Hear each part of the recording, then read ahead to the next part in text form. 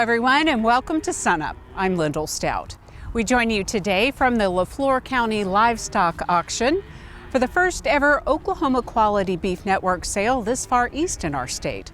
We'll have much more from here in just a moment. But first, and also on the subject of cattle, we're talking about a vitamin deficiency that presents itself in times of drought. Here's SUNUP's Curtis Hare and Dr. Dave Lalman. Well, during drought years, Oklahoma cattle producers know there's a lot of issues that can impact their cattle. But Dave, there's kind of a hidden issue that producers need to be aware of. Vitamin A deficiency is the one I was concerned about. You know, we talked about it before on SUNUP. I think it bears addressing again because of the continued dry conditions we've had, and we're getting some feedback that some of the veterinarians are concerned about that problem. So what are some issues that vitamin A deficiencies can have for cattle? In general, it lowers immunity in cattle, and so you might have calf death loss. You might have more susceptibility to things like scours and other diseases. So that would probably be the primary concern. So what are some ways to actually mitigate that issue? Vitamin A supplementation, it's not difficult, it's not expensive, and so that's going to be the best way for most people to address that challenge. If we talk about the natural source of vitamin A is really a provitamin we call carotene. And green lush forages, legume hay, for example, the yellow pigment in corn grain actually contains carotene. And the animal can convert that carotene to active vitamin A. So as plants mature, the carotene concentration in that plant material declines. And so you can imagine in a drought year like this, that probably by the middle of this past summer, most of our forages would have had very minimal carotene left. Consequently, if those cattle haven't been getting supplemental vitamin A consistently, they may be deficient. Cattle can store vitamin A in their liver for 2, maybe up to a maximum of about 3 months. And so as we're approaching calving here, adequate vitamin A in a cow is really important prior to calving so that she can build vitamin A concentration in the colostrum that she's going to provide to that baby calf. So it's not too late?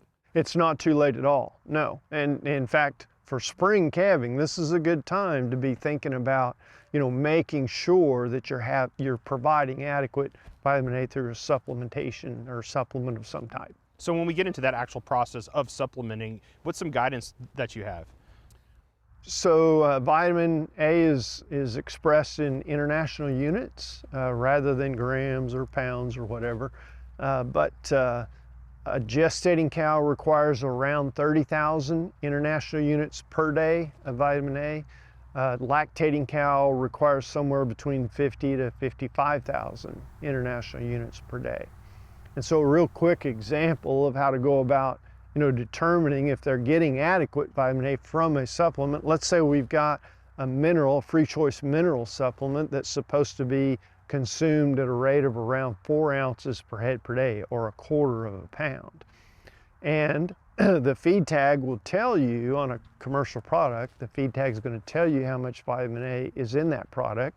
And if this product has 200,000 international units per pound of feed or supplement, in this case mineral, and those cattle are getting 1/4 of a pound, that means they would be consuming about 50,000 international units. So it would be adequate for that lactating cow.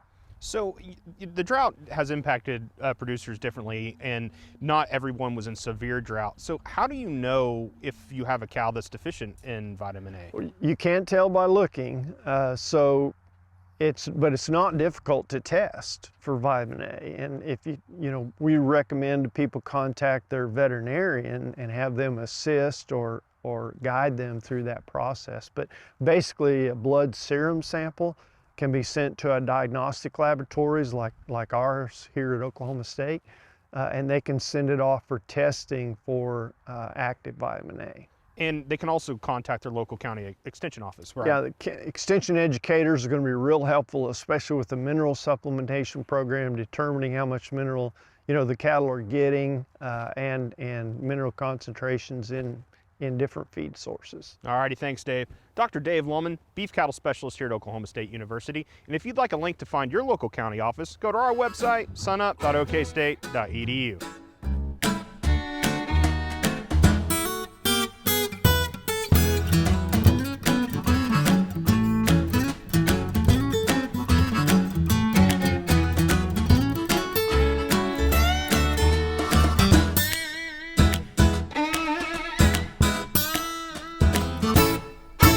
Hi, Wes Lee here with the Mesonet Weather Report. After spending most of the summer sweltering away in the hottest summer in the last decade, November came in refreshingly cool. This map shows how far below the November maximum air temperatures came in compared to the long-term normal. Negative numbers across the state ranging from 2 to 6 degrees.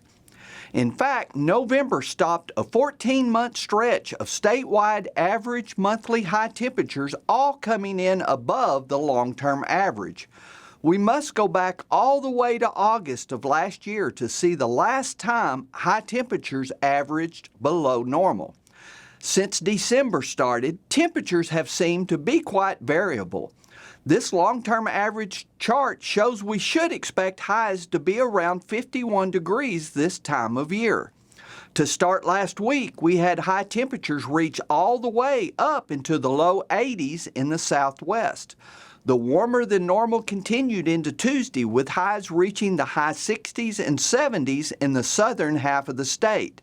Then midweek, the clouds seemed to lock in and rain started showing up, and most of the state came back down near the long-term normal range.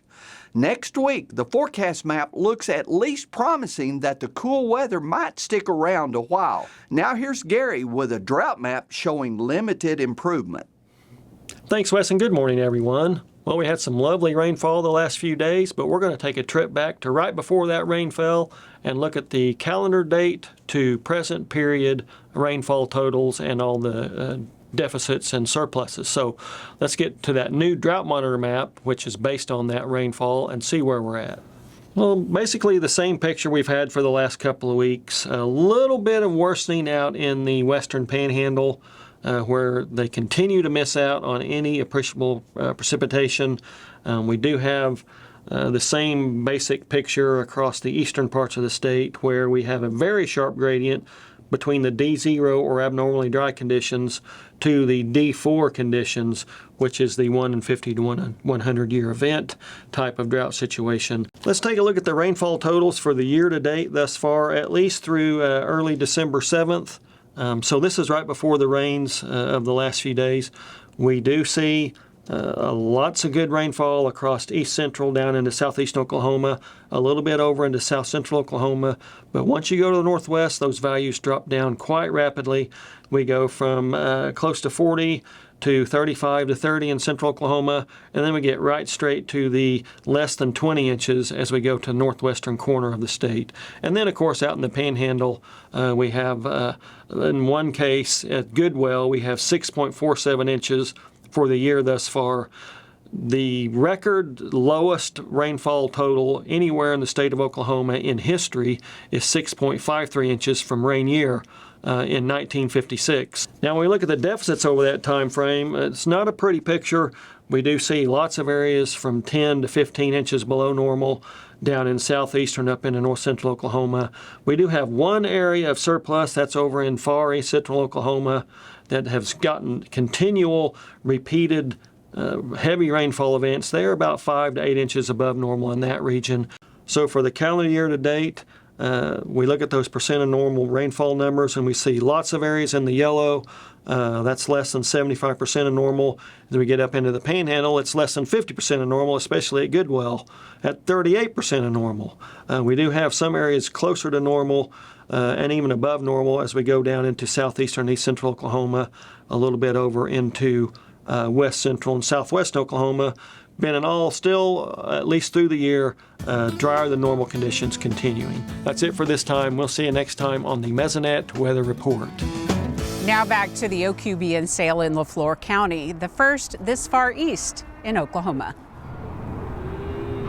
If the parking lot crammed with trucks and trailers is any indication, then this is going to be one heck of a livestock auction. The first ever Oklahoma Quality Beef Network sale this far east in the state, in the small town of Worcester, LeFlore County. Brought 115, I think it was 56 steers and 59 heifers, calves I'd raised there on the farm. Mike Andrews has raised cattle his entire life. Mike's new to the OQBN program, and his calves just went to the highest bidders. There was probably 4 or 5 different buyers today than there were 2 weeks ago here. That was the type of cattle they came to buy.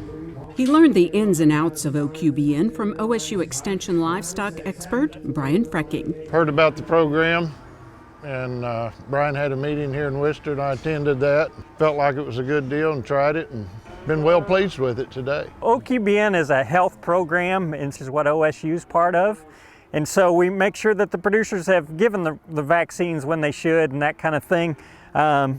They need to be weaned 45 days minimum and had those rounds of shots, and then they come to town and they get sold at a certain time of the day compared to the other cattle that come in at that same time. And some of them may say they've had rounds of shots, but we know that they've had the minimum requirements that we want to see for a good health outcome for the buyers.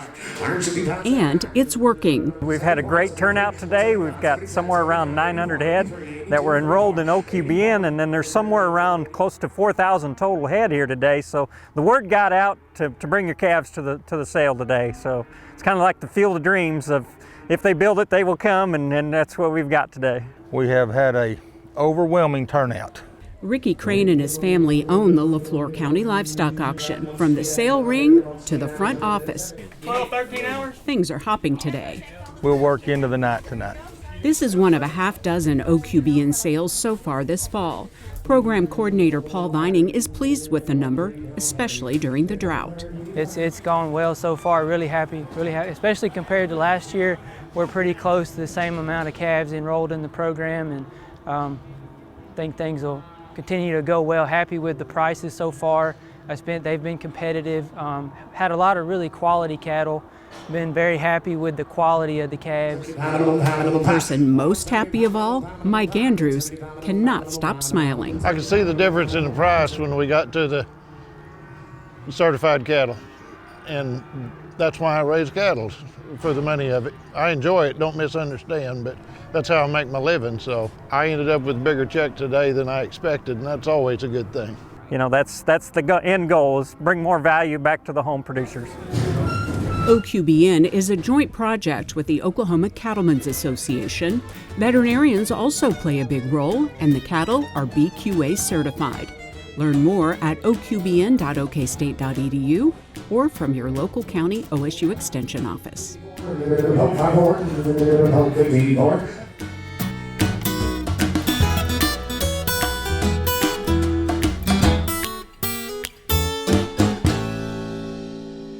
Good morning, Oklahoma, and welcome to Cow-Calf Corner. This week's topic is proper hay storage. Proper hay storage is always important, but in a year like this where hay is so scarce and at record high prices, proper hay storage is probably more important than ever. Now, there's some things that we address up front in our conversation this week. We know that if we've got net wrap bales as opposed to twine wrapped, if we've got more density to the bales, or to say that a bale weighs more relative to its size, or if we just haven't had a lot of moisture or humidity on those bales relative to when they got harvested, all those things are going to contribute to less spoilage and more of that bale of hay still being in good form to feed the cows whenever we get to it. But a lot of those things are past the point that we can do anything about because we're not in hay harvesting season right now. So first thing we want to talk about this week is just selection of a site to store our hay and the possibility of elevating that hay just a little bit. And here's why. Drainage and keeping moisture away from those hay bales is critically important to reduce the amount of spoilage that we're going to have. If we're just selecting a site to unload some hay and put it in rows, better elevation is going to work to our advantage. Minimization of shade around that is going to help a little further. And if we can do something to get those bales off the ground, prevent moisture from getting up into them. It's going to preserve that hay a lot better. This could be something like old pallets, old fence posts, old tires, anything we've got sitting around that we might put under hay to keep it away from the ground, keep that moisture from coming up into the bale, is going to work to our advantage. Second thing we talk about is just the orientation of these bales whenever we set them in. And what we really want is a north-south orientation, like what is right behind me right now. As we think of that, as the sun comes up and goes down through the course of the day, we're going to have an equal amount of sun shining on the east and west side of those bales. It's going to help things to dry out once we get a little bit of moisture. On top of that, we'd like to keep our rows about 3 feet apart or maybe a little bit more. It's going to permit more wind flow to roll through these rows of hay. It's going to, again, facilitate that drying process, help that hay be preserved. What we're looking at right behind me is actually a bad example where we've got these bales stacked a little too close together. As we think about storing that hay and getting those rows 3-4 foot apart, to mow down any grass that's growing between them is another thing that's going to prevent moisture from getting up into those bales. We can potentially put some kind of a wrap, tarp, or cover over our bales, keep moisture off the top of them. Final thought, try to avoid anything of triangle shapes with like 2 rows of hay with one stacked in the middle. That, over time, if we get some moisture, just permits more moisture to get into the tops of bales, and we start to not only see spoilage from the bottom and ground contact, but more issues up high in bales contributing to spoilage. I hope this helps, and I appreciate you all joining us this week on Cow-Calf Corner.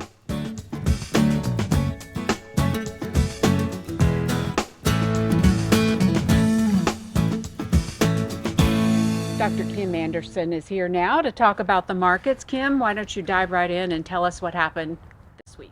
Well, this is an exciting week on a negative side. You look at wheat prices, we knocked about over, in the last week and a half, we knocked off about $1 off those wheat prices, down around $7.90 under 8. Remember last week we talked about we broke that 8.50 and that was a negative sign. But you go back a month ago, we had $9.50 wheat prices. So wheat took a beating this week.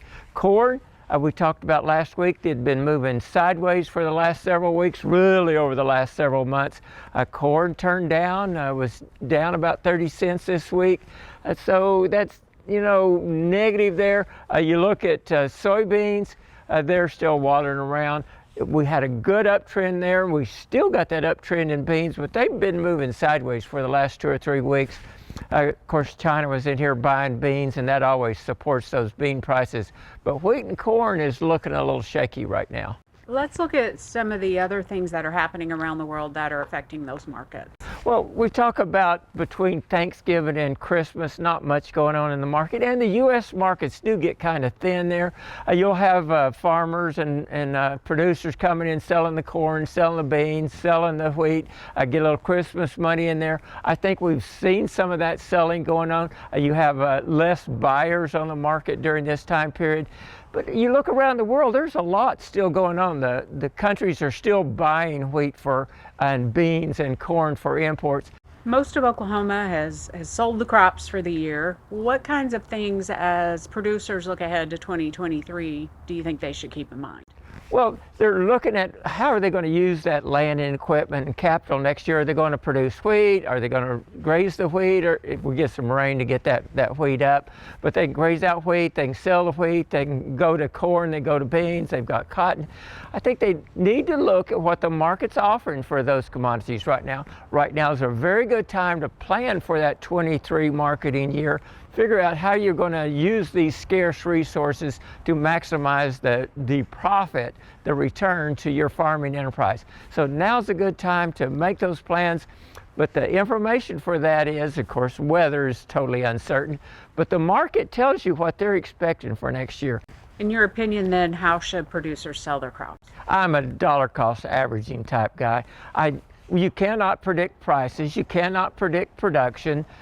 We know we can't predict weather out very far, and it's the same with prices. You get some big moves relatively fast. I'd probably sell in fifths or more, but I would scatter it stagger it out over time, dollar cost averaging on buying the inputs and on selling the commodity. Okay, Kim, thanks a lot. We'll see you next week.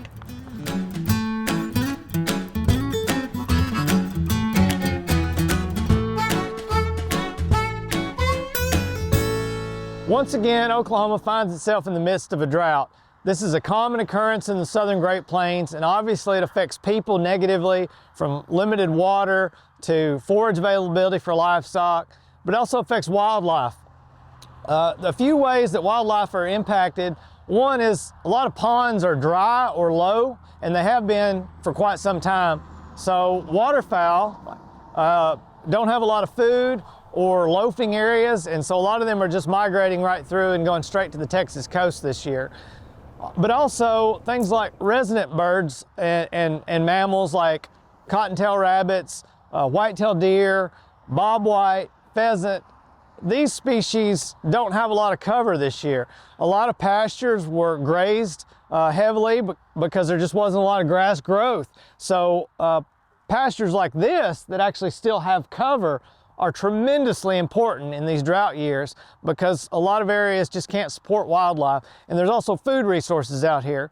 So as you're thinking in the future about drought planning, it's really important for wildlife considerations to try to leave some residual cover, have some areas that are as lightly grazed as possible, and just basically have a drought mitigation plan in place that not only is accommodating livestock and human needs, but also wildlife needs to the degree possible. During these drought periods, obviously wildlife are really stressed. They don't have a lot of cover, they don't have a lot of food. In some cases, they're trying to find water. And so that can put them in conflict with people, where you might have rodents coming into your garage, or you might have a lot of white-tailed deer on limited wheat fields that are available. So these wildlife damage issues are difficult to resolve. If you need some help, contact the wildlife department or wildlife services with USDA, and they might be able to offer some technical assistance to you. But long term, the solution is just to try to provide as much wildlife habitat, even during the drought periods, as possible. So the more cover, food, and water that we can provide on the landscape, the less wildlife damage and conflict we're going to have with people.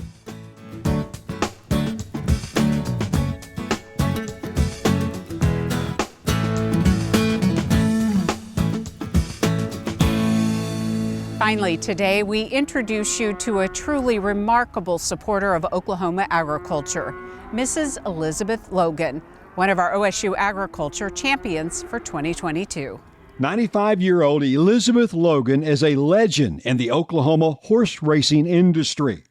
But it was originally her husband, George W. Logan, that did most of the work around the horses. He was a horse lover. I was always afraid of him. I'd help him at the barns until he took sick in 1995 and had open heart surgery. A Palomino horse named Scottish Nurse helped as well. We had a little filly in the barn, and I got real chummy with her and decided that I was going to try and show her. And so I came in and told him that I was going to show Scottish Nurse. He liked to fill out the chair. Elizabeth showed horses for more than 20 years until her hip surgery. With the encouragement of a local veterinarian, though, she decided to try racehorses. Started out with E.C. Revenge in 2019, and he won the Oklahoma Futurity. I always get excited. And it's fun to be with her at a race, you know, because you can feel the horses coming down the track as you're down near the track, and hear them and see them and so on, and so she just gets really excited. Several years earlier, OSU played a critical role in saving the life of a new colt. My husband bought her at the Palomino World as a weanling, brought her home, and we didn't have her only a few days. He went to the barn to feed her. She was down in the stall and could not get up. They took her to the OSU College of Veterinary Medicine, which found out she had a muscular disease. The horse would go on to live 16 years and produce prize winners. The couple remembered this incident when they were deciding what to do with their ranch after they're gone. Then in '99, we made the decision to leave the place to OSU because they were the only ones that could find out what was wrong with the horse. In 2011, George W. passed away. Elizabeth decided not to wait to donate the land, but start now. But she decided, you know, why wait? I'd like to make this gift now. And so she changed her plans, donated the land to OSU Agriculture now, so that we can go ahead and put it to use, and she can start to see how we're going to use that land. The ranch is the newest OSU Ag Research Station. So the agricultural research stations provide opportunities across the state to conduct research and demonstrations and communicate knowledge in local environments. The Logan Ranch soon will be at the forefront of virtual fencing, a technology that can forever change cattle production. Elizabeth and George W.'s estate will also provide scholarships and an endowment. You know, it's expensive, and maybe it would help somebody help them with their education and give them a better job and a better life. While the future of their ranch is exciting, the loss of George W. makes it bittersweet for Elizabeth. Well, I wish my husband was here to enjoy it too. You know, I feel blessed, you know. You know, this point in my life, my goodness, look, here I am, 95, soon be 96. So it's too bad this couldn't happen 10 years ago. Celebrating Elizabeth Logan, 2022 champion for OSU Agriculture. To learn more about this year's honorees, just go to sunup.okstate.edu. And that'll do it for us this week. Remember, you can see SUNUP anytime on our website and also follow us on YouTube and social media. From LeFlore County, I'm Lyndall Stout, and we'll see you next time at SUNUP.